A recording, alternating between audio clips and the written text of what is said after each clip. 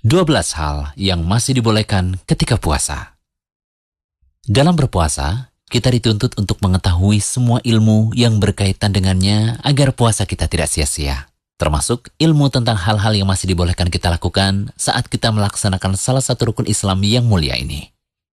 Berikut kami rangkum 12 hal yang dibolehkan ketika puasa disertai dengan dalil dan penjelasan ulama. Yang pertama, mendapati waktu fajar dalam keadaan junub.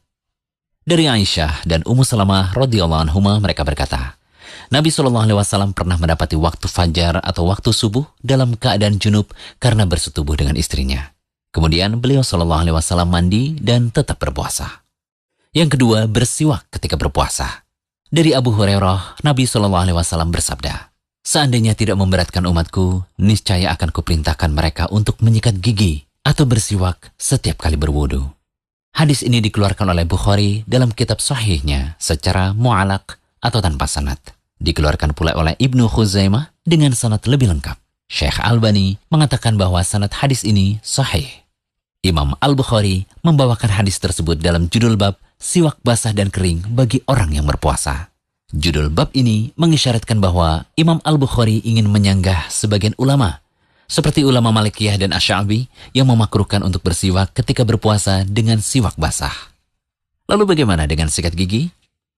Kalau kita melihat dari perkataan ulama masa silam, menyikat gigi tidaklah membatalkan puasa asalkan tidak ada pasta atau sesuatu yang masuk dalam rongga tubuh atau perut.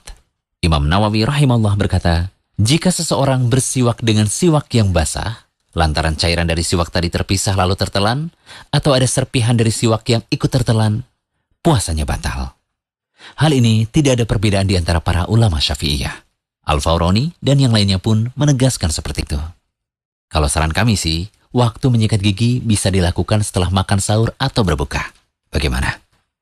Kemudian yang ketiga, berkumur-kumur dan memasukkan air ke dalam hidung asal tidak berlebihan.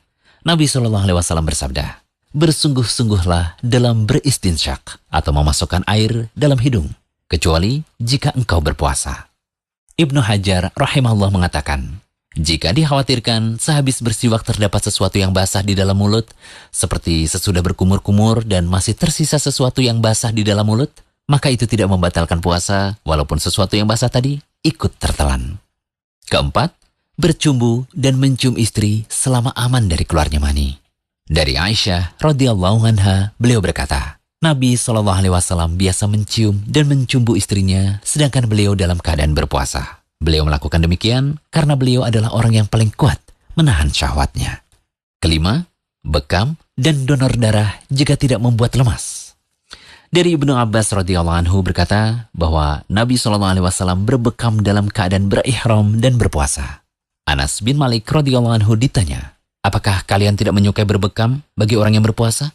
Beliau berkata, tidak, kecuali jika bisa menyebabkan lemah. Imam Asy-Syafi'i mengatakan, jika seseorang meninggalkan bekam ketika puasa dalam rangka kehati-hatian, maka itu lebih aku sukai. Namun jika ia tetap melakukan bekam, aku tidak menganggap puasanya batal. Yang keenam, mencicipi makanan selama tidak masuk dalam kerongkongan. Dari Ibnu Abbas radhiyallahu anhuma, ia mengatakan, tidak mengapa seseorang yang sedang berpuasa mencicipi cuka atau sesuatu selama tidak masuk sampai ke kerongkongan. Termasuk dalam mencicipi di sini adalah mengunyah makanan untuk suatu kebutuhan seperti membantu mengunyah makanan untuk si kecil. Kemudian yang ketujuh, bercelak dan tetes mata. Al-Hasan Al-Basri mengatakan, tidak mengapa bercelak untuk orang yang berpuasa. Dikeluarkan oleh Abdul Razak dengan sanad yang sahih.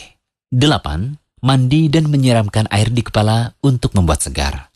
Hal ini dikuatkan oleh sebuah riwayat dari Abu Bakar bin Abdirrahman. Beliau berkata, sungguh aku melihat Rasulullah SAW di Al-Araj mengguyur kepalanya dengan air karena keadaan yang sangat haus atau sangat terik. Sedangkan beliau dalam keadaan berpuasa.